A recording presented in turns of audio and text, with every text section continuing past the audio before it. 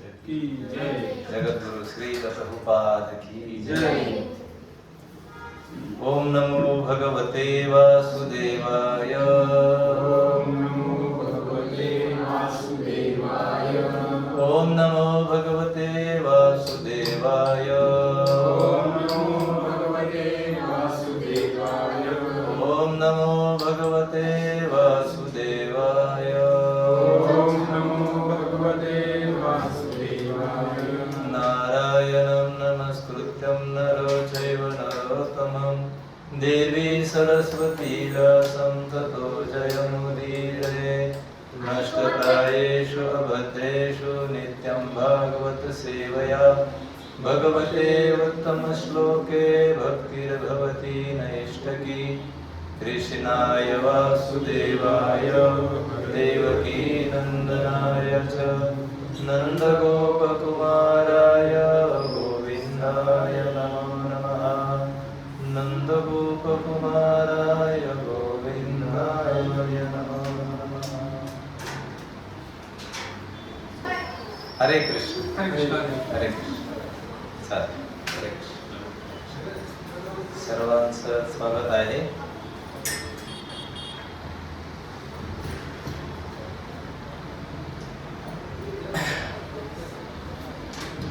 ग्रंथराज श्रीमद भगवद्गीता आणि अध्याय आहे 9वा राजविद्या राजगुह्य योग नावाचा अध्याय आहे. आणि मला वाटतं हा जो श्लोक आपण पाहणार आहोत हा बहुतेक सर्वांच्या परिचयाचा श्लोक. बहुतेक वेळा याचा उच्चार होतो आणि अतिशय महत्त्वाचा श्लोक आहे. तर आपण सर्वजण एकदा उच्चार करूया. हा श्लोक संख्या आहे 27. 9वा अध्याय 27 नंबरचा श्लोक. इकडे मोबाईल असतात आपण मोबाईलवर काढू शकतो. ओके, पाठीमागे पण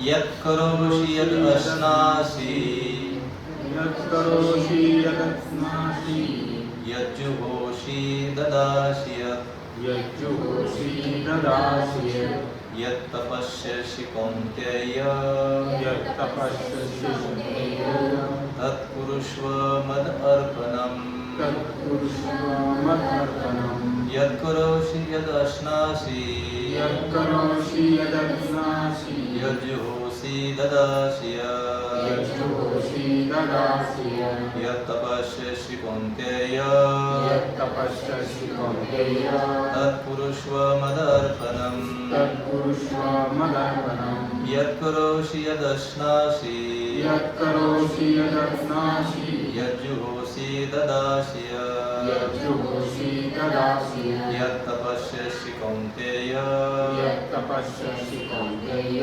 तत्कुरुष्व मदर्पणम् तत्कुरुष्व मदर्पणम् तत्नासि यत् करोषि यद् अश्नासि यज्जुहोषि ददासि यज्जुहोषि ददासि यत् तपस्यसि कौन्तेय यत् तपस्यसि कौन्तेय तत्कुरुष्व मदर्पणम् तत्कुरुष्व मदर्पणम्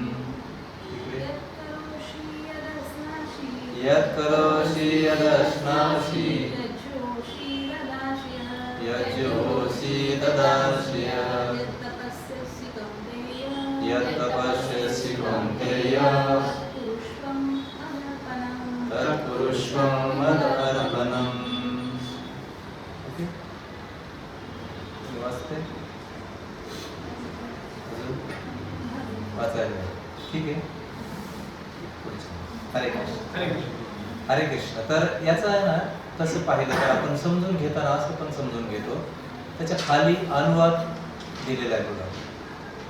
तर हे अनुवाद आणि त्याला तात्पर्य दिले. अनुवाद म्हणजे शब्दार्थ आहे. तर हा शब्दार्थ आणि अनुवाद भक्तिवेदांत स्वामी प्रभुपाद जे आहेत त्यांनी केलाय. तर त्यांचे एकदा आपण धन्यवाद देऊ. जगद्गुरु श्री प्रभुपाद की जय. आता अनुवाद तात्पर्याच्या अगोदर शब्दार्थ पण आहे त्याचे. म्हणजे कुठल्या शब्दाचा काय अर्थ आहे. म्हणजे वर दिला यत् करोषि, तर मग तुम्ही माझ्या मागे म्हणलं तर बरोबर आहे. उच्चार करू शकतो आपण. यत् यत् यत् जे जे करोषि करोषि तू करतोस, तू करतोस, अश्नासी अश्नासि तू खातोस, तू खातोस, यत यत् जे जे यजुहोसी यजुहोसि तू अर्पण करतोस, तू अर्पण करतोस, ददासी ददासि तू दान देतोस, तू दान देतोस, यत यत् जे जे यत यत् जे जे तपस्येशी तपस्येषि तू तप करतोस, तू तप करतोस, कौंतेय कौंतेय हे कौंतेय हे कौंतेय तत् तत् ते ते पुरुष्व कुरुष्व कर कर मत मत मला मला अर्पणम अर्पणम अर्पण अर्पण असा शब्दार्थ आहे. आणि मग त्याचा अनुवाद असा आहे, हे कौंतेय तुझे आता मी म्हणतो फक्त आता याचं मी वाचतो एवढं. हे कौंतेय हे कौंतेय नाही आता मी वाचतो, आपण आता आहे. हे कौंतेय तू जे कर्म करतोस, जे खातोस, जे हवन करतोस, जे दान देतोस आणि जे तप करतोस ते सर्व तू मला अर्पण कर. साध्या सरळ स्पष्ट भाषेत अर्जुनाला एक उपदेश दिला. तर हे कौंतेय म्हणजे हे कुंती पुत्र अर्जुना, तू जे कर्म करतोस, काही ना काही तुझे कर्म करतोस, जे खातोस, जे हवन करतोस, जे दान देतोस आणि जे तप करतोस ते सर्व मला अर्पण कर. प्रभुपाद या तात्पर्यामध्ये लिहितात की याप्रमाणे स्वतःला कोणत्याही परिस्थितीत श्रीकृष्णाचे विस्मरण होणार नाही असे वळण जीवनाला लावणे हे सर्वांचे प्रमुख कर्तव्य आहे. सर्वांना प्राणधानार्थ कर्म करावेच लागते. आणि या श्लोकात भगवंत सांगतात की मनुष्याने सर्व कर्मे माझ्या प्रीत्यर्थ करावे. सर्वांना जगण्याकरता काहीतरी खावेच लागते. म्हणून मनुष्याने कृष्णांचा प्रसाद खावा. कोणत्याही संस्कृतीत मनुष्याला काहीतरी धार्मिक कर्म करणे हे करावेच लागतात. म्हणून श्रीकृष्ण सांगतात की हे सर्व माझ्यासाठी कर. यालाच अर्चन किंवा पूजन असे म्हटले जाते. प्रत्येकामध्ये दान देण्याची थोडीफार प्रवृत्ती असतेच. म्हणून श्रीकृष्ण सांगतात की दान मला दे. याचा अर्थ असा की अतिरिक्त धनसंपत्तीचा कृष्ण भावनामृतच्या आंदोलनाचा प्रसार करण्यासाठी विनियोग केला पाहिजे. अतिरिक्त म्हणजे आपल्याकडे जी आहे जास्त आहे तिचा विनियोग केला पाहिजे. सद्यस्थितीमध्ये लोकांचा ध्यान प्रक्रियेकडे अधिक कल दिसून येतो. ध्यान प्रक्रिया, पण ही प्रक्रिया या युगासाठी अव्यवहार्य आहे. तथापि जो मनुष्य जपमाळेवर हरिकृष्णाचा मंत्र जप करीत दिवसातील 24 तास श्रीकृष्णाचे ध्यान करण्याचा प्रयत्न करतो तो निश्चितच गीतेच्या 6व्या अध्यायात सांगितल्याप्रमाणे सर्वश्रेष्ठ योगी आहे. ओम हात जोडून आपण प्रार्थना करू सर्व. ओम अज्ञानतिमिरन्धस्य ज्ञानाञ्जनशलाकया चक्षुरुन्मिलितं येन तस्मै श्रीगुरवे नमः. श्रीचैतन्यमनोभीष्टं स्थापितं येन भूतले स्वयं रूपकदा मह्यं ददाति स्वपदान्तिकं.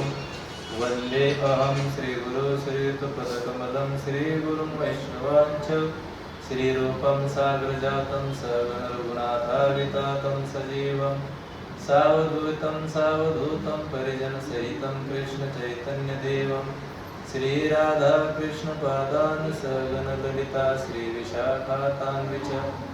हे कृष्ण करुणा सिंधो दीनबंधो जगत्पते गोपेश गोपिकाकांत राधाकांत नमस्तुते.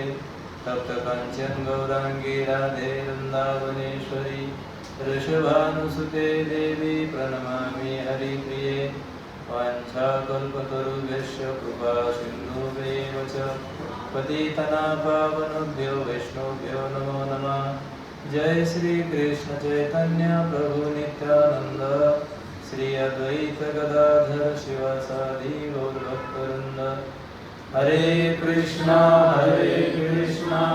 कृष्णा कृष्णा हरे हरे हरे राम राम राम हरे हरे. हरे दिवाचा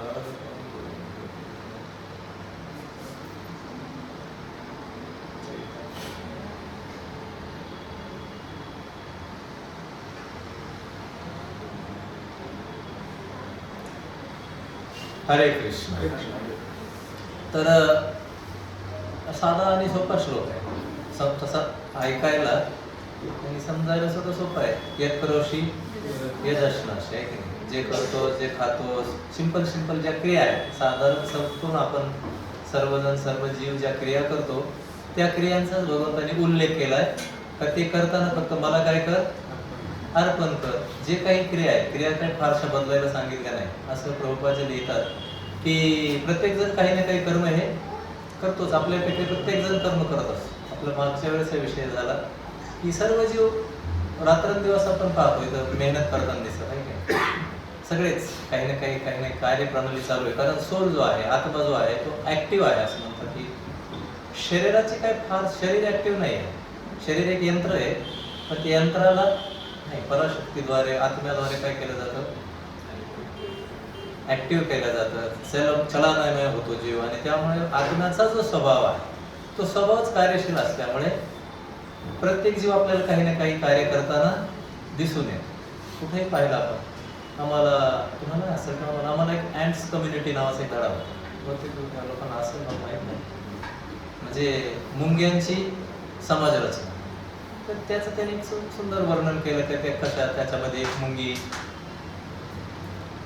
म्हणजे वेगवेगळ्या मुंग्यांचे गट त्यांनी सांगितले. काही कामकरी मुंग्या आहेत, काही त्याच्यामध्ये मुलांचं संगोपन करणारे आया आहेत, काही डॉक्टर्स आहेत, काही नर्स आहेत, काही आहेत, काही व्यापारी आहेत, बाहेरून धान्य आवक जावक रसद गोळा करतात, आहे की नाही? तुम्ही मुंग्यांची कम्युनिटी पाहिली ना, एक कम्प्लीट कम्युनिटी असते, कम्प्लीट समाज असतो. कुठलाही समाज असं अस्तव्यस्त नाही आहे. प्रत्येक समाजाची चालीरीती आहे. मोहळाच्या माशा असतात, त्यांची एक चालीरीती आहे. कामकरी माशा असतात, सैनिक माशा असतात. जेव्हा त्यांच्या पोळ्यावर कोणी हल्ला करतं तेव्हा त्यातल्या सैनिक माशा ऍक्टिव्ह होतात. त्या चावा घेतात, दोष. त्यांच्याकडे जे काही हत्यार आहे, इराणकडे किंवा अमेरिकेकडे काही शस्त्रास्त्र असते, त्यांच्याकडे विशेष प्रकारचे विष आहे. त्या विषाद्वारे काही पशूंच्या कम्युनिटी आहे, त्या शिंगाद्वारे आपलं रक्षण करते. तर ही जी कम्युनिटी आहे किंवा हे जे जीव आहे, लिव्हिंग एंटिटी जेवढे आहेत, असं नाही की मनुष्यच काम करतात. बऱ्याच वेळा कधी मायाच्या भ्रमामध्ये असं वाटतं की माणसंच फक्त काम करतात, माणसालाच खूप काम आहे, आम्हालाच खूप वेळ नाही, आम्हीच खूप व्यस्त आहोत असं वाटतं. पण काम सगळेजण करत असतात, सर्वजण काम करतात. त्याला कामाला आपण साधारण संस्कृत भाषेत म्हणलं तर काय म्हणूया, कर्म. साधारण भाषेमध्ये कर्म म्हणतो की कर्म करावंच लागतं, आहे की. त्याच्यामध्ये मग भगवद्गीता सगळी कर्मावर आधारित सांगितली. कर्मांना अधिकार असते, कर्माचा तुला अधिकार आहे. पण बऱ्याच वेळा आता आधुनिक युगामध्ये जो श्लोक ज्याचा पूर्वार्ध सर्वजण म्हणतात काय, म्हणजे कर्म आहे की नाही, कर्म करण्याचा तुझा अधिकार आहे. पण पुढे काय सांगितलं, कर्म फलावर तुझा अधिकार नाही. हेच भगवंताने सांगितलं या श्लोकात. पुन्हा ते सांगितलं यत् करोषि, कारण कर्म कर जे करतोस, आहे काय. कारण कर्म काय म्हणतात, कर्म जर निवड कर्म करत राहिलो, कधी कधी आपण असा विचार करतो आता आम्ही तर खूप चांगलं कर्म करतो, काय आम्हाला अडचण नाही. पण म्हणजे कर्मानुबंधीने मनुष्य लोक, मनुष्य लोक जेवढा आहे त्याच्यावर कर्माचं बंधन पडतं, जे पशुवर नाही. पशुवर कर्माचं बंधन नाही. त्याचं कारण असं आहे का पशु ऑलरेडीच बंधनात आहे, ऑलरेडीच ते कंडिशन सोल आहे. पशुला बंधन नाही. समजा आपण एक साधारण उदाहरण घेऊ. आपण रस्त्यानं जातोय समजा, आणि रस्त्यावर एक गाय आडवी आली आणि ऍक्सिडेंट झाला. कदाचित ऍक्सिडेंट झाला ना, ऍक्सिडेंटमध्ये गाडीतल्या लोकांचं काही नुकसान झालं, हताहत झाली त्यांना. तर गायीवर केस करता येते का आपल्याला, असं करता येते का, न्यायालयात दाद मागता येते गायीने मला इथे धडक दिली. केलीच केस तर कोणावर करते, पशुच्या कदाचित मालकावर करते. आता मालकाचा काही संबंध आहे का त्यात, पण तरीही कर्म कोणाच्या अंगावर येतं, मालकाच्या अंगावर येतं, पशुच्या अंगावर येत नाही. पशुने मोठी धडक दिली काय, त्याला दंड दिला जाईल, पण दाद मागता येत नाही, न्याय मागता येत नाही, त्याला सजा होत नाही. असं नाही होत की बाबा त्या एका गायीने आम्हाला धडक दिली, आता 10-15 वर्षापासून आम्ही गायीला आता तिच्याशी भांडण खेळतो किंवा तिला जेलमध्ये टाकलं किंवा तिला असं करता येतं का, का बरं, का नाही करता येतं, प्रश्नोत्तर जवाब. असं का नाही करतात. एखाद्या पशुवर आपण केस का नाही करतो, अज्ञान, अज्ञानामुळे. मग अज्ञानावर केस करायची नसते, बरोबर ना, नसते का, असते. तुला ट्रॅक नाही ना, आयुष्यात ट्रॅक नाही तिला. मनुष्याला ट्रॅक आहे. बरोबर आहे ना, पशुवर केस करता येत नाही. याचाच अर्थ आपण साधारण भाषेत सुद्धा समजू शकतो. कर्माचं बंधन पशुला देत नाही आहे की नाही. त्याने हे कार्य केलं म्हणून त्याला बंधनात टाकलं पाहिजे, त्याला अशी सजा दिली पाहिजे. कारण ऍक्च्युलीच त्याला जी काही सजा द्यायची आहे ती प्रकृतीनं अगोदर दिली. कारण पशु बनवून टाकलं ना त्याला. आता फॅसिलिटी आजच काढून घेतलेलं आहे. काय अगोदरच तो जेलमध्येच आहे ना, त्याला सजा तरी काय द्यायची? आडवं तिडवं मालकानं दिलेलं खावं लागतं आहे की नाही. जे दिलं ते खावं लागतं, जे केलं ते प्यावं लागतं. असं म्हणता येत नाही का आज अमुक सिनेमा लागलाय ना, आम्हाला सिनेमाला जायचंय किंवा आम्हाला पार्टी करायची किंवा आम्हाला फिरायला जायचंय, असं काहीच जर विषय त्याच्याकडे नसतील तर अगोदरच बंधनात असल्यामुळे तुकाराम महाराज एका ठिकाणी म्हणतात, पशु काय पाप पुण्य जाणीती, उत्तम मध्यम भोग भोगी. त्यांना उत्तम भोग आले तर उत्तम भोगतात, मध्यम आले तर मध्यम भोगतात आणि कनिष्ठ आले तर. पण माणसाचं तसं नाही. माणसाला कनिष्ठ भोग असतील तरी तो उत्तम भोगाची अपेक्षा करतो. साधारण माणसं गाडी चालली तर तो सुद्धा म्हणतो, एक दिवस मला सुद्धा गाडी पाहिजे किंवा मला सुद्धा असं पाहिजे तसं पाहिजे. याचं कारण असं आहे की मनुष्य जे कर्म करतो, जे काही कर्म करतो त्याचे विभाग होतात. कर्म, अकर्म आणि विकर्मामध्ये विभाग झाला. काही कर्म आहेत जसे कराल, साधन म्हणतो जसे कराल जैशी करणी, सगळ्या याच्यात आहे ना. काय अजून इंग्लिश मध्ये काय आहे? टीट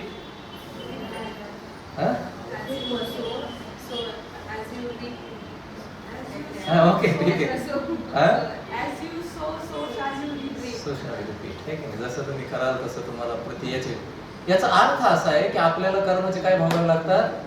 आणि हे साधारण भाषेवरून सुद्धा आपण पाहतो. कधी कधी एखाद्या व्यक्ती त्रासामध्ये असेल तर आपण काय म्हणतो, तो त्याच्या कर्माचे फळ भोगतो एक. किंवा आपल्याला जर त्रास झाला तर आपण काय म्हणतो, माझ्या कर्मात आलं काय मला कळत नाही बाबा, आहे का नाही. मला काय असं होतं, आम्ही सुद्धा मी तर काहीच केलं नाही म्हणतो, मी काहीच करत नाही, मी तर त्याच्याशी असं वागलो नाही तरी बघा ना आता माझ्या वाटेल किती किती प्रसंग आला आहे का. याला म्हणत कर्माचे फळ. म्हणजेच आपण कर्माच्या काय आहोत, बंधनामध्ये आहोत. आपण सर्वजण कशामध्ये आहोत, कर्मानुबंधिनी मनुष्य लोक. आता जे जे कर्म आपण करतोय त्या प्रत्येक कर्माचं एक रिफ्लेक्शन आहे, प्रत्येक कर्माचं एक बंधन आहे, प्रत्येक कर्माचं. आता असं करत करत आपण हजारो जन्मापासून काय करतोय, मग त्या कर्मांचे किती वेष्टन पडले असतील, किती बंधनं पडले असतील. कितीतरी बंधन आहे, खूप बंधन आहे. त्यामुळे ह्या बंधनाच्या जोरावर आपल्याला काय करावं लागतं, वेगवेगळ्या देशात जन्म घ्यावा लागतो, वेगवेगळ्या फॅमिली जन्माला यावं लागतं. आणि पुन्हा सगळं म्हणतात ते सगळे ऋण ते सगळे आहे की नाही, कर्ज फेडीत राहावं लागतं. साधारण सूर्याचा आपण प्रकाश घेतोय ना, हे लाईट आहेत आपले, त्याचं बिल येतं ना आपल्याला, देतो ना आपण बिल. मग सूर्याचं बी काय घेतो आपण, प्रकाश उष्णता घेतो ना, मग त्याचं बिल देतो का. नाही दिलं म्हणल्यावर आपल्याला येणार का नाही, कळू नाही तर नाही कळू असणारच ना. ते जर काही कारणानं आपण ते फेडलं नाही, जे सांगितले ते समजा भगवंताने केलं, भगवंताने जे सांगितलं आपण केलं नाही, ते सुद्धा बिल आपल्यावर काय असणार ना. सगळं ऋण सांगितलं, मातेचं ऋण आहे, ऋषींचं ऋण आहे, समाजाचं ऋण आहे, कायद्याचं ऋण आहे, ज्यांनी शास्त्र सांगितलं त्यांचं ऋण आहे. हे सगळ्या ऋणातून मुक्त होण्यासाठी भगवंताने हा उपाय सांगितला. हे ऋण नकळत, आता असं आहे काही ऋण हे आपले देखत होतात, काही नकळत होतात, पण कायदा तो कायदाच आहे ना.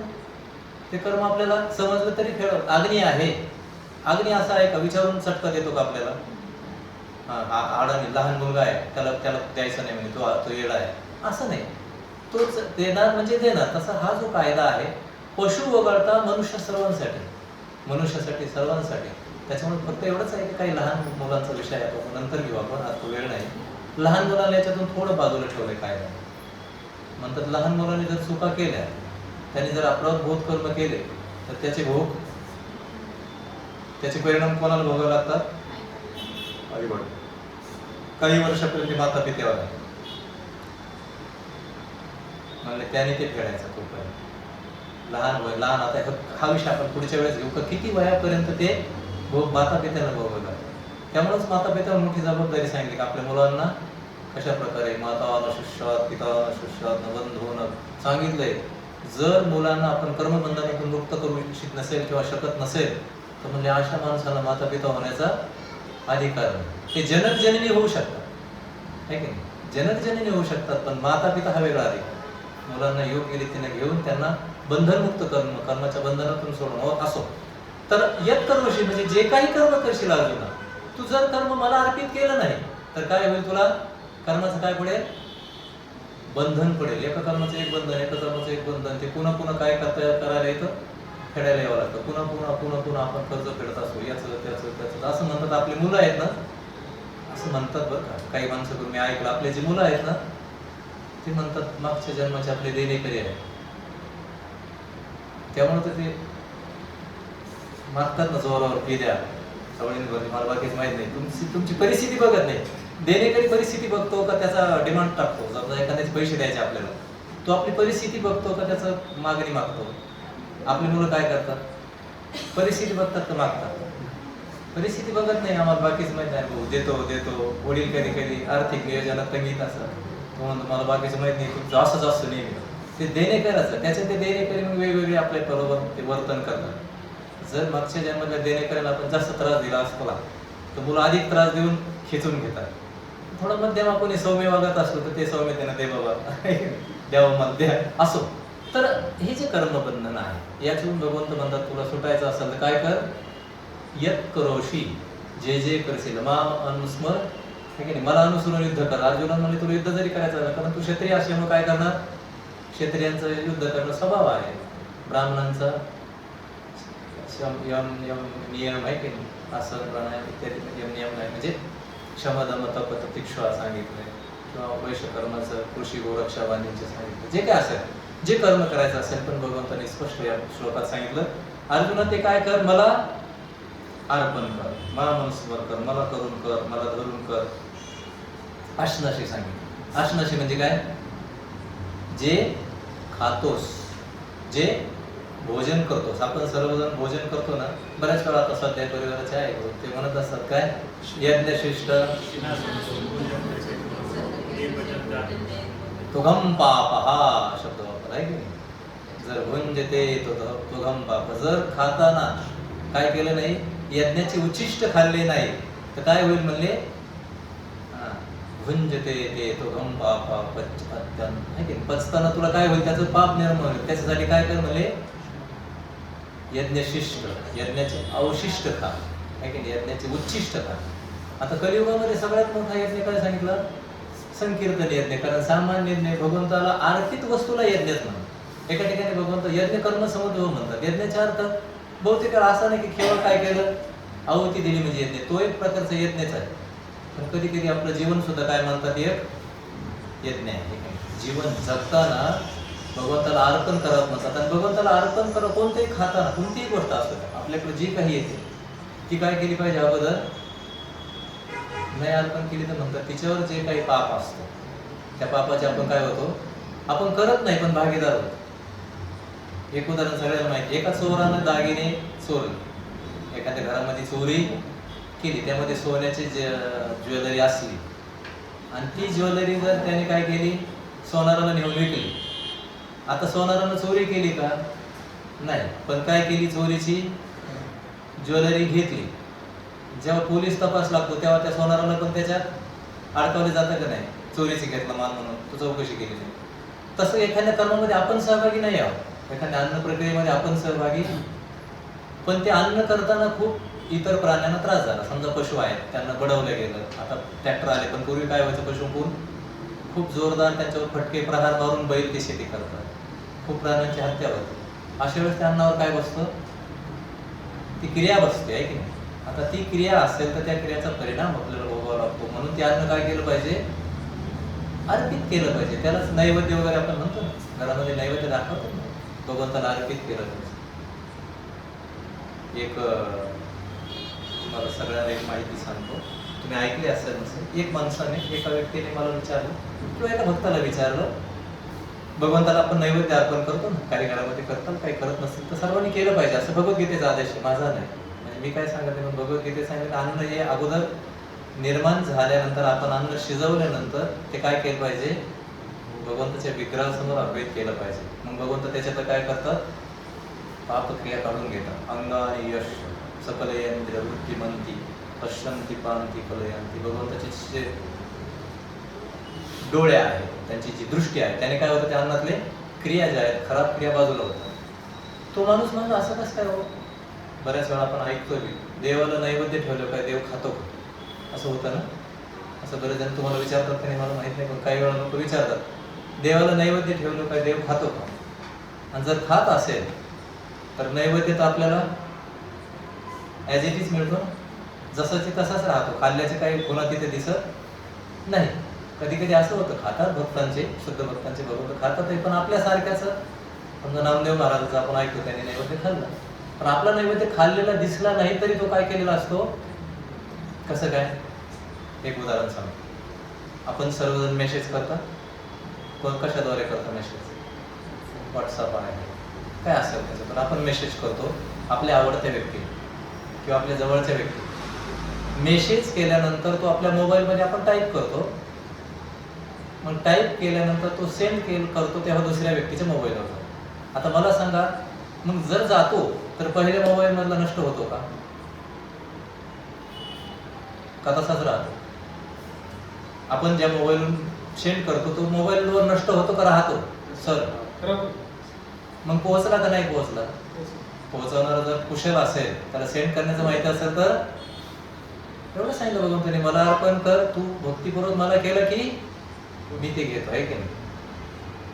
लक्षात आलं तुमचं? तेव्हा नैवेद्य कधी आपल्याला कधी कधी असं वाटेल तिथं राहायला नाही. जी क्रिया व्हायची ती, जर साधारण मोबाईलवाले जर इकडून तिकडे मेसेज पाठवत असतील तर भक्तांनी दिलेलं नैवेद्य भगवंत घेणार नाही का? घेणार ना. त्यामुळे काय केलं पाहिजे नेहमी? भगवंत प्रसन्न झाले की सगळेच प्रसन्न होतात, सगळे संतुष्ट होतात असं म्हणतात. द्रौपदी महाराणी आणि पांडव वनामध्ये राहायचे. वनात त्यांना वनवासामध्ये पाठवलं होतं ना. 12 वर्षाचा नाही हो सर म्हणतात 12 वर्षाचा अज्ञातवास नाही का?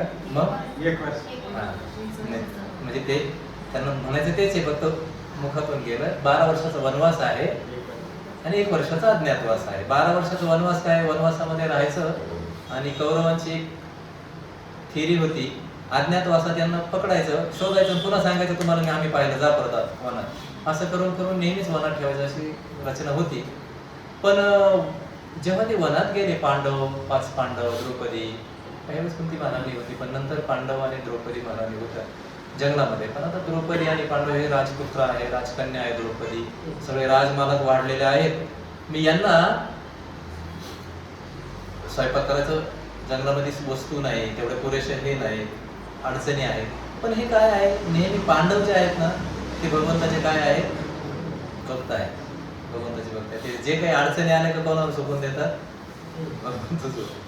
थोडी अडचण आली का ते प्रयत्न करतात, पण शेवट फारच अडचण आली. आता द्रौपदी महाराणीला स्वयंपाक करायची फार अडचणी आल्या, कारण काय झालं, गॅस नाही.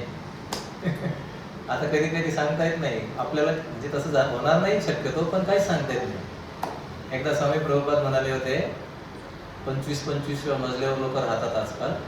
25, 30, 50, मी तर 25च म्हणतोय, माळ्यावर लोक राहतात. आणि न जाणं जर जगामध्ये काही बदल झाले म्हणले, काही भौतिक गोष्टी कमी जास्त झाल्या, तर 25व्या मजल्यावर कसं काय पाणी कुठून न्यायचं आणि काय गॅस कुठून न्यायचा किंवा सरपण गोळा कुठे करायचं, तर काय स्वयंपाक कसं करायचा, काय करायचं माहिती नाही. पण भगवंताला शरण जाणाऱ्या व्यक्तीला भगवंत काही ना काही सुविधा देतात. तसं द्रौपदी महाराणी शरण गेली. मग सूर्याने काय केलं? मी ऐकली कथा. सूर्यदेवाने द्रौपदी महाराणीला एक थाळी दिली, ऐकली कथा? मॅडम म्हणतात ऐकली. सूर्यदेवाने एक थाळी दिली द्रौपदीला.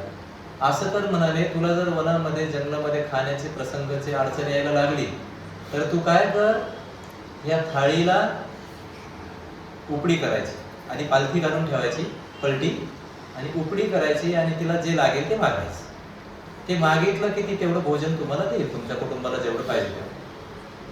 आणि जेव्हा तुला वाटेल तुझं भोजन झालं की ती पुन्हा काय करायची, काय काय पलटी करून ठेवायची, म्हणजे पालथी ना, पालथी ठेवायची. म्हणजे दिवसभर ती काय देणार नाही, अन्न देणार नाही. पुन्हा सूर्यास्त झाला की पुन्हा एकदा तिला उपडी करायची, तिच्यातून अन्न खायचं आणि पुन्हा पालथी करून ठेवायची. म्हणजे दिवस उगेपर्यंत ती परत अन्न देणार नाही. एवढं 2 वेळेस दे. द्रौपदी महाराणीने प्रयोग सुरू केला, सगळ्या पांडवांना भोजन घालायची आणि ती पण भोजन केलं की धुवून पालथी घालून ठेवायची थाळी अन्न द्यायची बंद करायची. आता दुर्योधनाला हा प्रश्न पडला की एवढे जंगलामध्ये राहतात पण सुखानं कसे राहतात काय माहिती, खाऊन पिऊन सुखी आहे काय, त्यांचं काही तक्रार नाही. बऱ्याच वेळा ईश्वरावर समर्पित असणारा व्यक्ती काय करत नाही, तक्रार जास्त करत नाही. आणि बाकी ज्याच्याकडे ईश्वर अर्पित नाही त्याच्याकडे भरपूर आलं तरी त्याच्या तक्रारी चालू असतात. याला वाटलं एवढे कसं काय सुखात आहे, एवढे सुखात राहायला नको, म्हणून एक दिवस त्याने काय केलं, त्यांच्या घरी आले दुर्वास मुनी. दुर्वास नावाचे मुनी हस्तिनापूरला भेट द्यायला आले. आता हे जे दुर्वास मुनी आहे, तुम्ही कधी ऐकलं असेल दुर्वास मुनीविषयी, हे महाभयंकर उद्दिष्ट आहे. ते काय बोलतील, कधी काय शाप देतील याचा भरवसा नाही.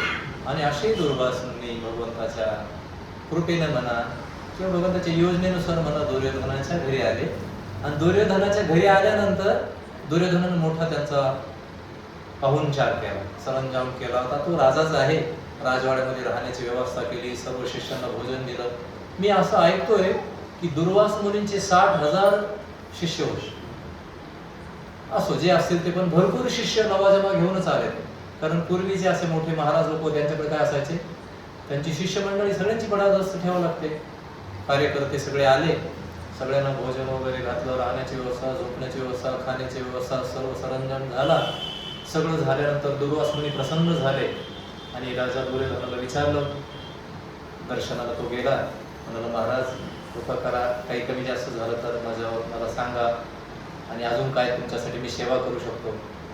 ते म्हणाले नाही, तू केलेली सेवा खूप सुंदर झाली, आम्ही संतुष्ट आहोत, तू काही वर मागू शकतोस, तुला काय मागायचं माग. हा तपस्वी आहे, तपस्वी काही ना काही वर देतात, तुला काही पाहिजे का. आता हा गडी चाणाक्ष आहे, हा म्हणाला मला काही नको, पण असं करा, माझे भाऊ जंगलामध्ये राहतात. कोण, पांडव, त्यांच्याबरोबर द्रौपदी आहे, माझे भाऊ वगैरे राहतात. जसा माझा पाहुणचार तुम्ही घेतला तसाच माझ्या भावांचा आणि बहिणीचा पाहुणचार घ्यायला जंगलात जा. आता थेरी काय होती, हे जंगलात गेले की तिथे त्यांना स्वयंपाक करता येणार नाही. स्वयंपाक झाला नाही की दुर्वास मुनी क्रोधिष्ठ होतील, शाप देतील, काही ना काही शाप मिळाला पाहिजे, ही याची आयडिया. दुर्वास मुनी बिचारे साधू आहेत, त्यांना वाटलं वा वा चांगला भाऊ आहे. ते जंगलात गेले, गेल्याबरोबर युधिष्ठिर महाराज शरण आले. अर्जुन, नकुल, सहदेव, भीम सर्वांनी दंडवत प्रणाम केलं. महाराज बरं झालं आपण आलात, या या या. आणि त्या तिथे गेल्याबरोबर दुर्वास मुनीने सांगितलं, युधिष्ठिर भोजनाची तयारी कर, माझे सर्व शिष्य आहेत, सर्वांना भुका लागलेल्या आहेत आणि आम्हाला भोजन करायचं आहे. आम्ही नदीवर जाऊन आंघोळ करून येतो, तोपर्यंत तू काय करून ठेव, भोजनाची सामग्री वगैरे करून ठेव. आता युधिष्ठिर महाराज तर मोठे पेचात पडले. जंगलात ना साहित्य आहे, ना राहण्याची व्यवस्था आहे, ना भांडी कुंडी काहीच नाही. आणि जेवण झालेले माध्यान्ह समयच नेमके पाठवले तिकडे त्यांना. माध्यान्ह समय झालेला आहे, सकाळचे भोजन म्हणून द्रौपदीने थाळी पलटी करून ठेवलेली आहे. जेव्हा असा प्रसंग आला तेव्हा युधिष्ठिर महाराजांनी द्रौपदी बरोबर चर्चा केली. म्हणाले माते द्रौपदी महाराणी, आता काय करू शकतो आपण, काय करायला पाहिजे, सर्वांच्या भोजनाची व्यवस्था आपल्याला करायला पाहिजे. द्रौपदी मोठी संकटात सापडली, आता काय करावं. म्हणाले मी थाळी सुद्धा पालथी घालून ठेवली, जर लवकर आले असते तर थाळीने काय केलं असं, सर्वांना भोजन दिलं असतं. आता थाळी पालथी घातलेली, काय करू शकते. ते म्हणाले काही कर, पण आता भोजनाची व्यवस्था करावीच लागेल. जर भोजनाची व्यवस्था झाली नाही तर दुर्वास मुनी आपल्याला शाप देतील, आणि शाप दिला तर जे कार्य आहे भगवंताचं ते आपल्याकडून राहून जाईल. कदाचित मनुष्य द्यायचा धर्म काय आहे आपल्याला माहित नाही, त्यापेक्षा त्यांच्या शापातून आपण वाचण्यासाठी काहीतरी कर. मग द्रौपदी महाराणीने एक सोपा उपाय केला. कुठे गुंतला असे द्वारकेच्या रान, उशीर का सखया. भगवंत कुठे गुंतला, आता मी एवढी संकटात आहे, तुला कळेल ना का, कृपया ये, आहे का नाही. हरे कृष्ण कृष्ण कृष्ण हरे हरे, हरे राम राम राम हरे. द्रौपदीने जशी प्रार्थना केली, स्वामी प्रभुपाद लिहितात, जगाच्या कुठल्याही कोपऱ्यावर जर आपण भगवंताची प्रार्थना केली याचक म्हणून, तर भगवंत ते भगवंतापर्यंत पोहोचते. अशी व्यवस्था आहे, ऑनलाईन जोडल्या जाते पटपट, अडथळा कुठलाच येत, कुठल्याही कोपऱ्यात बसा. आणि संकट आलं की कुठेही, कुठले म्हणजे इथं नाही, भारतातच नाही, जगाच्या कुठल्याही कोपऱ्यात भगवंत ऐकायला तयार आहे. कुठूनही प्रार्थना, फक्त आत्मभाव आहे, मनापासून इच्छापूर्वक द्रौपदीने प्रार्थना केली असा लीला आहे. म्हणतात की भगवंत भोजन करण्यासाठी बसले द्वारकेत, आणि भोजन करण्यासाठी बसले आणि त्यांनी द्रौपदीची प्रार्थना ऐकली. ते भोजनावरून उठले. रुक्मिणी महाराणी म्हणाले, कुठे चालला? म्हणजे थोड्या वेळ तू थांब, माझा भक्त संकटात आहे आणि संकटातून सोडव माझं ब्रीद आहे. भगवंत फटकन आले जिथं ते द्रौपदी पांडव वाट पाहत होते. दुर्वास मुनी आंघोळीला गेलेले आहे आणि वाट पाहत होते. तिथे द्रौपदीच्या समोर प्रकट झाले आणि आल्याबरोबर म्हणाले, काय झालं द्रौपदी, मला का बरं पटकन बोलवलं तू? बरं एक कर, तुझं जे मत आहे, तुला जे काही मागायचं आहे, तुला जे काही सांगायचं आहे नंतर सांग, पण मला काय लागली? भूक लागली, मला अगोदर जेवायला. द्रौपदी महाराणी हसायला लागले, म्हणजे करुणेला पाहायला लागले. म्हणजे भगवंता, अहो तेच तर संकट आहे. म्हणजे मी थाळी पालती घालून ठेवली, खायलाच काही नाही, आमच्याकडे आहे काय? आम्ही वनवासी आहोत, वनामध्ये ना सामग्री जमा केलेली ना काही आहे.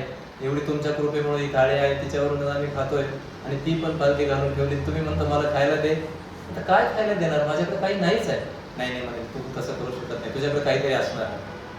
आता इथे प्रेमाचे संबंध आहे, आदान प्रदान आहे. भक्ताचं जे काही असेल ते बघून तसं कर. बघू तुझी थाळी म्हणाले. प्रेमानं जे काही करते, थाळी बघितली तर थाळीला काय होतं? काय होतं मॅडम? एक कण होता, तांदळाचं कण होता ना, एक शीत लागलेलं होतं, नंतर राहिलं होतं ते भगवंताचीच लीला आहे की नसं राहिलं. भगवंताने तेवढं खाल्लं, बस एक शीत खाल्ल्याबरोबर काय झाले? भगवंत काय झाले? संतुष्ट झाले. बसा. अरे जसे भगवंत संतुष्ट झाले, पण भगवंत संतुष्ट झाल्याने काय झालं ते सांगा. जेव्हा इकडे भगवंत संतुष्ट झाले, दुर्वास मुनी आणि त्यांचे ते हजारो शिष्य आंघोळ करत होते. ते आंघोळ करता करताच त्यांना काय व्हायला लागलं? असं वाटायला लागलं की आपलं पोट आपण भरलेलं आहोत, काही जेवायची आता अपेक्षा राहिलेली नाही. द्रौपदीला म्हणे, मला काही सांग, तू काय झालं, मला कशाला बोलवलं? आणि असं असं झालं, दुर्वास मुनी आले. तू काही काळजी करू नको म्हणाले. दुर्वास मुनी आले की सगळी भोजनाची व्यवस्था मी करतो, तुझं समर्थ असे. भगवंत समर्थ आहे ना कोणत्याही गोष्टी, त्यांना काय अडचण आहे की अशा गोष्टी काही करायला. आणि तिकडे तोपर्यंत त्यांचे पोट भरले. ते आपले लाजेनं सुरू झाले. म्हणजे आता जर युधिष्ठिर महाराजाकडे गेलो, त्याने जर एवढं भोजन सामग्री बनवून ठेवलेली असेल तर आपण जेवलो नाही म्हणून आता आहे की नाही राजाचा अपमान होईल, त्यापेक्षा इकडचं इकडं ती पळून गेली तिकडे. आता खरं संकट कोणावर होतं आणि गेलो कोणावर? आता त्यांना पळायची वेळ आली आहे की नाही, यांना पळ. म्हणून संजयने जो शेवटचा भगवद्गीतेचा श्लोक सांगितला ना, यत्र कृष्ण योगेश्वर आहे, तत्र श्री विजयाचं मत आहे ना, तर भक्ताचं नेहमी काय होतं? भक्ताचं काय होतं? विजय. कोण विजयी करतात? भगवंत. हा, भक्ताचं हे लक्षण. जगात आहे ना युद्ध मारामाऱ्या खालीवर होत राहत, पण शेवटी विजय कोणाचा होतो? जिकडे कृष्ण आहे की नाही, जिकडे कृष्ण आहे तिकडे विजय. त्यामुळे भक्त अर्जुनाला तेच सांगतात, तुला विजयी व्हायचं असेल तू सिंपल कर, आहे की नाही. कधी कधी आपण मृत्यूवर विजय मिळवला म्हणतो काही लोकांनी. उगा 4-8 दिवस जगतात, 15 दिवस जगतात, 10 महिने जगला तरी म्हणतात काल मृत्यूच्या दाढेतून परत आला. किती दिवस जगला म्हणले. कधी कधी आई प्रार्थना करते देवी देवतेला, माझ्या मुलाला चांगलं वाटत, तो कधीतरी मरणार आहे. खरं अमर कोण करतं? मरण माझे मरुले गेले माझं केले अमर. तुकाराम महाराज म्हणतात, भगवंताला शरण गेल्याशिवाय जन्ममृत्यू चक्र सुटतच नाही. म्हणजे येत करोशी यद आशनाशी, मला अर्पण कर, सगळं सगळं संतुष्ट होईल. तूही संतुष्ट होशील, तुझं कुटुंबही संतुष्ट होईल, नवे नवे देश संतुष्ट होईल. सगळ्या जगाला जिथं जिथं भक्ताची पावर आहे तिथले लोक संतुष्ट. म्हणून आशनाशी सांगितलं, काय कर, आपल्या कुटुंबामध्ये कधी कधी वाटतं ना आपल्याला काय चाललं काय कळेल, अर्पण करा, आहे की नाही. जेवण अर्पण करायला पाहिजे. कधी कधी धन खूप असतं, खूप पैसे असतात, खूप भानगडी असतात, पण काय कळलं काय ते म्हणतात, याचं कळेना त्याला, त्याचं कळेना काय चाललं, कोणी कोणाचं बोलू नये. आर्थिक प्रक्रिया सोपी आहे, पण करायला सांगितली की काय करायला पाहिजे. ते प्रभुपाद म्हणजे कलियुगातल्या लोकांना बाकी सगळीकडे वेळ आहे, त्यांना ते खूप एवढी वेळ नाही आहे की नाही ताट दाखवायला पाहिजे, पण करायला पाहिजे, प्रयत्न करायचा, भोग दाखवायची प्रक्रिया केली पाहिजे. काही शिक्षित परिशिक्षित व्यक्ती पण समजून घेतलं पाहिजे अन्न काय केलं पाहिजे. भक्ती सिद्धांत सरस्वती नावाचे एक गुरुजी होते. स्वामी प्रभुपादांचं नाव ऐकलं तुम्ही? प्रभुपाद ऐकले? प्रभुपादांचे गुरु होते. प्रभुपादांचे गुरु भक्ती सिद्धांत सरस्वती खूप छोटे होते. लहानपणी एक दिवस म्हणतात त्यांच्या घरी पाहुण्यांना आंबे आणून दिले. काही पाहुणे येतात ना आपल्या घरी कधी, आता मागच्या वेळेस जसं आता चिक्कू दिले, कोणी आंबे देतात, ज्याच्याकडे जे आहे ते दिले जातात. ते आंबे दिल्याबरोबर भक्तिसिद्धांत सरस्वतीने काय केलं त्यांच्या लक्षात आलं नाही, त्यांनी घेतले आणि खाऊन टाकले. त्यांचे वडील मोठे न्यायाधीश होते. ते आले आणि ते म्हणाले, अरे अरे बाळा काय भानगड आहे, तुला कळत नाही की एवढी साधी गोष्ट, कोणतीही गोष्ट अगोदर काय केली पाहिजे, भगवंताला अर्पण केली पाहिजे. तू खाऊन टाकली, आंबा खाऊन घेतला, तू असं नाही करायला पाहिजे. कृष्णाच्या अगोदर तू खाल्लं ना, तू अपराध केला ना. तू एक छोटा मुलगा, ते म्हणाले बापरे मी चूक केली. आणि असं म्हणतात की जीवनभर भक्तिसिद्धांत सरस्वती ठाकूरांनी काय केलं नाही, आंबे खाल्ले नाही. बरं ते व्यक्ती लहान नव्हते राहिले, 64 गवळी मठाची योजना केली त्यांनी. इंग्रज सरकारचे वकील किंवा इंग्रज लोक हे जर बोलले इंग्रजीतून तर डिक्शनरी बघायची, एवढी महान मोठी व्यक्ती झाली पुढे. पण आयुष्यात कधीच कितीतरी शिष्य झाले, हजारो शिष्य झाले त्यांचे. मद्रासला मठ आहे त्यांचे, इलाहाबादला मठ आहे, वाराणसीमध्ये मठ आहे, त्यांचे हजारो संन्यासी शिष्य आहेत, मोठे श्रीमंत लोक त्यांचे शिष्य झाले. आणि सगळे लोक आंब्याचे सीझन आलं का काय करायचे, महाराज आंब्याचा रस का तुमच्यासाठी बनवला. ते म्हणाले नाही. का बरं, म्हणजे मी माझ्या लहानपणी एक चूक केली. काय, मी कृष्णाला न दाखवता आंबा खाला, ती महान चूक, मी अजून सुधरू शकत नाही म्हणून जीवनभर. कारण का, ते भगवंताच्या वचनावर श्रद्धा आहे ना. असणं यज्जु होसी, दानाची प्रक्रिया सांगितली त्याच्यामध्ये, दान सांगितलं. काही ना काही दान करण्याची आपली प्रवृत्ती आहे का नाही आहे. आपल्याला वाटतं का आपल्याला दान करण्याची प्रवृत्ती, सगळ्यांचं दान करण्याची प्रवृत्ती आहे का. जसं फॅमिली बसलेल्या आहेत, मॅडम आहेत, ह्या मॅडम आहेत, सगळेच आपण काही ना काही, कोणी जास्त दान करतो, कोणी कोणी. पण दान देण्याची साधारण आपल्याकडे असते. कोणी दारात आला त्याला साधारण कुत्र, मांजर, शेपटी हलवली, आपली ही प्रक्रिया आपली सहज प्रवृत्ती आहे. कोणाला तरी दान देणं, आर्थिक असेल, तन मन धन, काही ना काही आपण काही ना काही क्रिया करत असतो. कधी कधी धन देत असतो.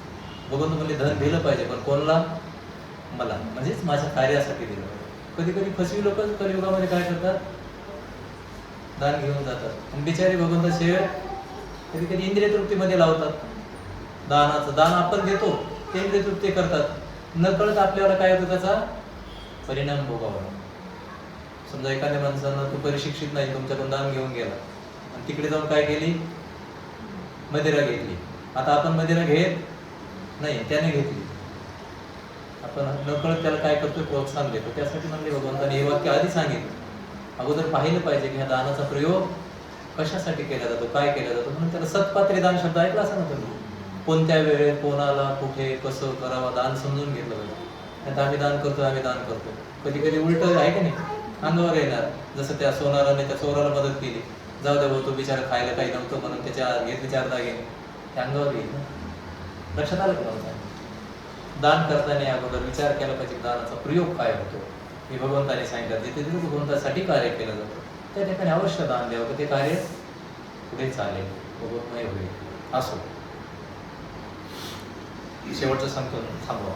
यत तपस्येशी, फार महत्वाची गोष्ट भगवंताने सांगितली. काय कर, तपस्या सुद्धा कोणासाठी, जी काही तपस्या करतो ती काय कर, मला अर्पण. दान सुद्धा कोणाला, भगवंताच्या कार्याला करून, आणि भगवंताची संपत्ती आहे असं समजून दान केलं पाहिजे की आपल्याकडे आलेली संपत्ती भगवंताचीच आहे.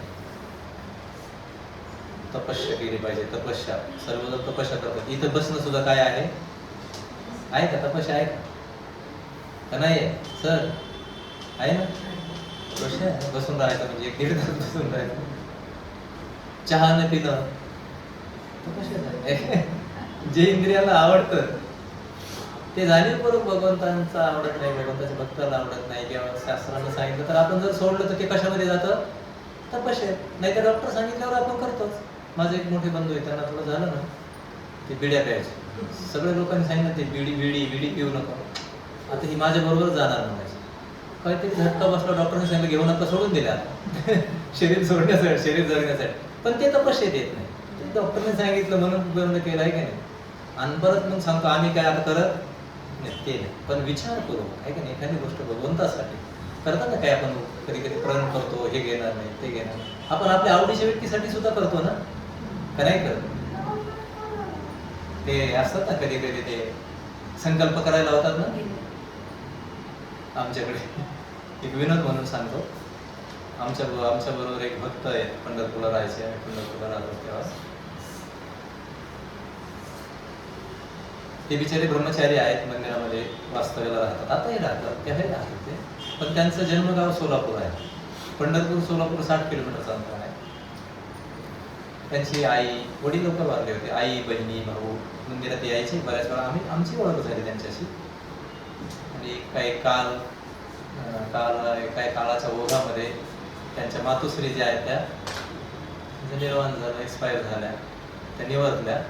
मग सगळ्या लोकांनी विचार केला की पिंडदान करायला कुठे जाऊ?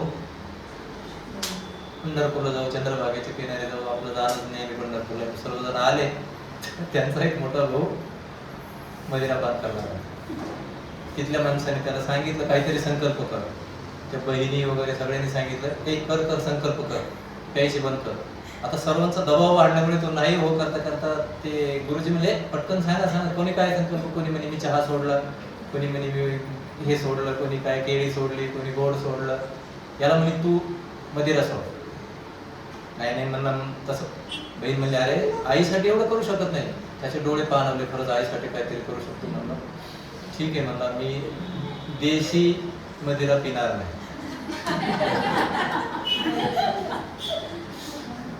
पण बाकीचे बिचारे बाकीचे एवढे काय त्या ट्रेन नसल्यामुळे त्यांच्या लक्षात नाही आलं. त्यांना बरं झाला संकल्प केला.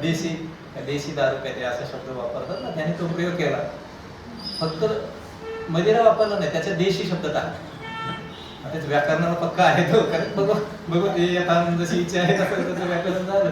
सगळेजण म्हणले बरं झालं. इकडे आलो आम्ही तिथं होतो, म्हणलं आमच्या भावाला बरं झालं बाबा, वर्षभर तरी कमी राहील, कारण तो असे उपद्याप करतो, शिव्या देतो, त्याच्या नादामध्ये भांडणं खेळतो. खूप बरं झालं म्हणलं आता हा थोडा शांत राहील. सर्वजण आले मंदिरामध्ये, तो काही आला नाही. इकडच्या म्हणजे कृष्ण मंदिरात आले, राधाकृष्णाचं मंदिर जे आहे इस्कॉन पंढरपूर केंद्रात आले, सर्व दर्शन वगैरे घेतली. सर्व मंडळी होळीकडे गेले. हे प्रभूजी पण पोहोचवायला गेले. ते तिकडून आल्यावर आम्ही सर्वजण म्हणून बरं झालं आता मोठ्या भावाने तुमचं सोडली, आता गडबड करायचं नाही. तो म्हणून कशाची सोडली, तो पिऊन आलेला होता. म्हणून त्याने तर आता संकल्प केला. तो म्हणला नाही मी फक्त देशीचं केलेलं आहे, मी डॉक्टर.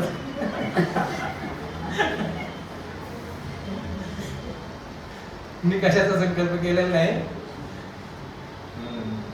असं या संकल्पाला काही अर्थ, असे संकल्प अशी करू नये. म्हणजे अशी तपस्या काही कामाची नाही. तपस्या ही भगवंताला अर्पित तपस्या पाहिजे, नाही त्याचा काही उपयोग नाही. लोक म्हणतात म्हणून दबावानं केली आणि थोड्या वेळाला पर्याय शोधून आला. कधी ही तबोगुणी तपस्या काही उपयोग पण येत नाही. एक सहज गोष्ट सांगतो, आता आपण या गोष्टी थांबू. तपस्या ही सात्विक झाली पाहिजे. म्हणून भगवंताने हे पुन्हा सांगितलं तपस्या काय, मला अर्पण कर अशी तपस्या होती. नाही तर कधी दुसऱ्याला खिजवण्यासाठी तपस्या होती. असं म्हणतो दोन शेजारी राहत होते एकत्र. एक गोष्ट ऐकली मी, ते शेजारी एकत्र राहायचे. ते एकत्र राहत असताना ते कितीचा आकडा म्हणतात त्याला, हा त्यांच्या दोघांमध्ये याचं तोंड इकडे याचं तोंड इकडे, 36. अतिपरिचयात जे जवळ राहतात शेजाऱ्याला माहिती आहे. एक महाराज म्हणतात सारा जग बदलावता येतं पण शेजार बदलावता येतो.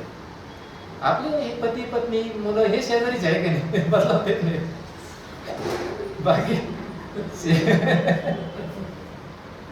घरदार बदलू, काय बदलू, इकडे जाऊ तिकडे जाऊ, देश बदलू, पण शेजारी बदलवता येत नाही. त्यांची शेजारी अशी अटीतटीचे शेजारी ते, त्याने हे घेतलं की याने ते केलं, ते असे ते काय कर्ज पाणी करून ते दुसरं घ्यायचं, तिसरं घ्यायचं. एकदम एवढं कंटाळून कर्ज बाजार झाला सगळं. आता याने गाडी घेतली, त्याने गाडी घेतली, यानं घोडा घेतला, त्यानं घोडा घेतला, त्यानं घर बांधलं, यानं घर बांधलं. फार कर्ज बाजारी झाला. लोक घरी कर्ज मागायला यायला लागले. कंटाळतो म्हणलं आता काय खरं राहिलं नाही बाबा, कारण एवढं कर्ज भरायचं तरी कुठून, लोक बी त्रास द्यायला लागले. हे काही व्यवसाय सोयीचा चाले ना, कारण तेच अशाच पुढे व्यवसाय चालायचा. त्यानं एक घेतलं की मी एक घेतलं, त्यानं ते केलं की त्यानं बरं. ते आता लक्षात आलं तुमच्या मला काय म्हणायचं. एवढ्या त्यांच्या धडपडी झाल्या. शेवटी एक जण म्हणला काय संसारात खरं नाही, काय खरं, जाऊ देव सोडून देऊ आणि तपस्या करायला गेलो, वर मागून आणतो म्हणजे देवाकडून जाणार. आणि विचार केला कोणता देवता लवकर आपल्याला प्रसन्न होऊ शकतात. तो म्हणलं शिवजी. भगवान शंकर कसे आहे, भोळा हा शंकर आहे का नाही. शंकराचं वर्णन महाराज करतात, भोळा हा शंकर पुढे नंदीश्वर, तेथे मी पामर काय म्हणजे आशुतोष म्हणतात. ते काही विचार करत नाही, देऊन टाकतात. मिटवायचं कोणला आहे, ते भगवंत नंतर मिटवतील काय आहे की नाही. रावणानं मागितलं काय देऊन टाकलं. जे कोणी मागतो शंकरचे विचार करत नाही चांगलं आहे का वाईट आहे का. भगवंत तसं नाही करत. भगवंत जे हिताचं आहे ते देतात. आणि शिवजी काय करतात, तुझं हित असून येत आहे, हित असं तुला मागायचं ते माग देऊन टाकलं. याला विचार केला आता जिरवायची असेल याची तर कोण वर देऊ शकतो, शंकर वर देऊ शकतात. बरोबर त्याच्या लक्षात आलं. गाव ते दुसऱ्या गावामध्ये एक वर डोंगरावर मंदिर आहे शिवांचं. गेला आणि तपस्याला बसला. तपस्याला बसला. ओम नमो शिवाय. तगडा म्हणजे सुरू झाला. म्हणा आता दुसरं उठायचं नाही, बसायचं नाही. जोपर्यंत शंकर प्रसन्न होत नाही, शिवजी सदाशिव आहे, प्रसन्न झाल्याशिवाय उठायचं नाही. बसून राहायला. शेजारीचं लक्षच असतं बरं का. इकडे तिकडे पाहिलं पत्नीला विचार हा दिसत नाही. काय माहिती दिसत नाही. 2 दिवस मग ते चक्कर मारायला लागले दारासमोर. इकडे जाय तिकडे जाय. घरात काय दपून बसलं तर काय केलं. हा घडीत म्हणतो घाबरला असेल, याची काय टाप आहे माझ्यासमोर. गावात गेलं त्याच्या लक्षात आलं की तसं नाही काय झालं. हा कुठे गेलाय, तपस्या करायला बसला. म्हणलं तो तपस्या करतो आम्ही कुछ आम्ही काय कमी का म्हणलं. आम्हाला काही येत नाही. त्याला लई तपस्या येते काय. तू तिकडच्या कडाला जाऊन बसला तर हा दुसऱ्या बाजूला कडाला बसला. आणि त्या रागावायचं त्या क्रोधामध्ये एवढी तपस्या भयंकर सुरू झाली. अजिबात उठायचं नाही. फक्त तिरपे डोळे उघडून पाहायचा हा बसले का हा बसले. दोघांची एवढी तपस्या सुरू झाली कठोर. शिवजी बी खरंच साधारण आहे. म्हणजे साधारण म्हणजे बिचारे सदाशिव आहेत. कृपा करतात ते म्हणजे अरे अरे दोघंही बिचारे मुलं इथे येऊन बसले, लेकरं इथं बसले. तिकडे संसार सोडून आणि एवढी तपस्या भोजन एवढी पोटात आग पडली आणि एवढी थंडी लाग त्याने चालू केलं. जावं चला काही नाही काय देऊन टाकू जे मग काय मागून मागून मागायचं. गेले पहिल्याकडं आणि समोर उभे राहिले. समोर उभे राहिले त्याला धक्का लावला. धक्का लावल्यावर असा हात केला. काय मागायचं माग. डोळे उघडून पाहिलं. अरे वा साक्षात शिवजी समोर भगवान शंकर आलेले पाहिल्यावर तो आनंदच झाला त्याला. ती भगवंताची मूर्ती ते कधी एवढ्या लवकर इतकं पटकन शिवजी तुम्ही आलात. माझा डोळ्यावर विश्वास बसत नाही म्हणून. तुझा विश्वास जरी बसत नसला देव तो म्हणाले पण मी आलेलो आहे. हे प्रभू म्हणजे तुमचे काय गुण वर्णन करावं. माझं मी बालक आहे, तुम्ही एवढे आला म्हणजे ते काही सांगू नको. तू काय मागायला आले तेवढं. पटकन मनात आलं की काय मागावं काय मागावं. पण आता धडपड अशी झाली की तो डोक्यात आहे ना. म्हणजे आपण जर मागितलं हातली शहाण आहे आपल्यापेक्षा डबल मागेल ना. आणि मग राहिलाच का तोच माझ्या पुढे. म्हणजे आता मागून मागून मग त्याने डोकं लावलं. मागून एवढं मागायचं म्हणजे शिव भगवान असं करा जाऊ द्या मला तर तुम्ही देणारच आहे पण त्याला अगोदर द्या माझ्या शेजाऱ्याला द्यावं. अरे म्हणले वा एवढं बंधुत्व एवढं प्रेम म्हणलं होतं आहे की नाही. माझ्या मनात आलं तुम्ही फार भांडतात. चांगलंय चांगले छान आहे. म्हणजे शिवजी आपले गेले तिकडे त्याला सांगितलं माग म्हणून काय. त्यानं डोळे उघडले. स्तुती करायला लागला. ते म्हणले स्तुती करू नको तुला काय पाहिजे ते माग. कारण स्तुती पण त्याच व्यक्तीने करावी ज्याच्यामध्ये आहे की नाही हृदयात प्रेम. आता तू मागायला झाला काय स्तुती करायचं ती खोटीच होईल ना. त्याच्यापेक्षा मागणीसाठीच तू माग. त्याच्या लगेच मनात मध्ये आलं त्याने काय मागितलं.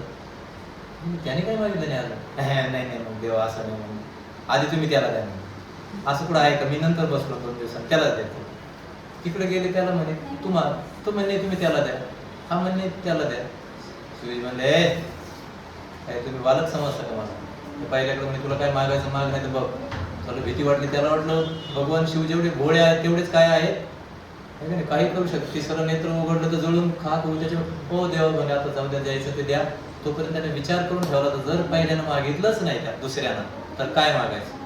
म्हणजे झालं तर झालं आपलं थोडं नुकसान झालं तरी चालेल पण याचं आता काटाच काढू नये. म्हणले देवा माझा एक डोळा एक हात एक पाय अर्ध्या अंगाला डायरेक्ट निकामी करून टाकलं. असं काय करतो वर मागतो काय. नाही नाही म्हणजे तसाच वर द्या मला बस अर्ध राहिलं तरी भरपूर झालं. कसं एका हाताने कसं तरी चालेल.